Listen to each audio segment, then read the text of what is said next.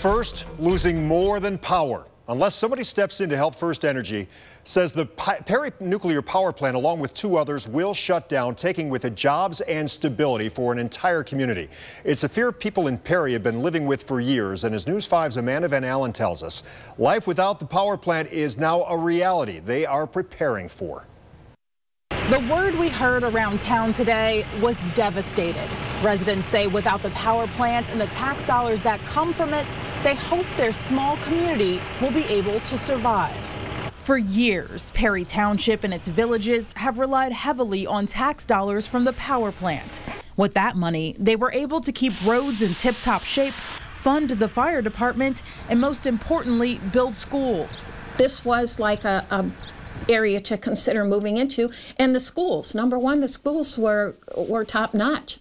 But in a few years, that could all change. Decrease is always a very devastating thing when you're figuring out budgets. FirstEnergy Solutions just announced they will deactivate the Perry nuclear power plant in 2021. Over 700 jobs will be lost. Those tax dollars will vanish. And Perry Mayor Vic Stevens says so will the people. The last thing we want to see is vacant homes on our streets, because we know once the homes become vacant, that's when the crime rate goes up. We get a lunch crowd, we get an evening crowd, and then we get a morning rush, all from the nuclear power plant. Raymond Petritis relies heavily on the plant workers to patronize his decade-old business, Perry Village Market and Cafe.